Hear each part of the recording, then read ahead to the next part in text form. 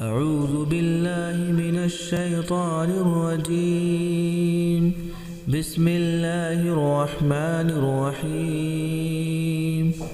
يسبح لله ما في السماوات وما في الأرض الملك القدوس العزيز الحكيم.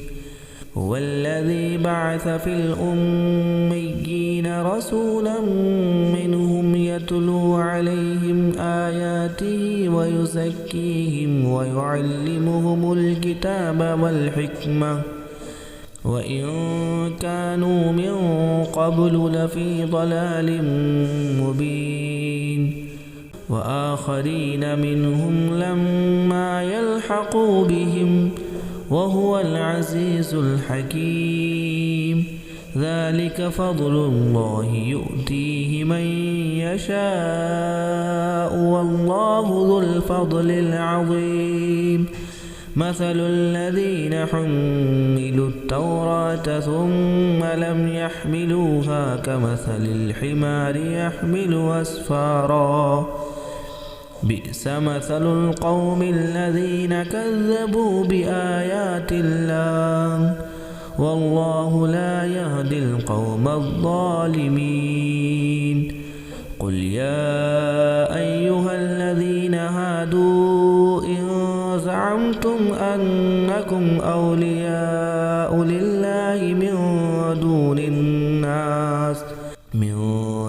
الناس فتمنوا الموت إن كنتم صادقين ولا يتمنونه أبدا بما قدمت أيديهم والله عليم بالظالمين.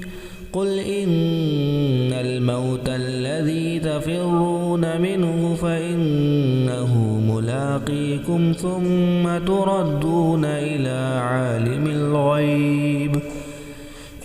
عالم الغيب والشهادة فينبئكم بما كنتم تعملون. يا أيها الذين آمنوا إذا نودي للصلاة من يوم الجمعة فاسعوا إلى ذكر الله وذروا البيع ذلكم خير لكم إن كنتم تعلمون. فإذا قضيت الصلاة فانتشروا في الأرض وابتغوا من فضل الله واذكروا الله كثيرا لعلكم تفلحون. وإذا رأوا تجارة أو لهوا انفضوا إليها وتركوك قائما. قل ما عند الله خير من اللهو ومن التجارة والله خير الرازقين.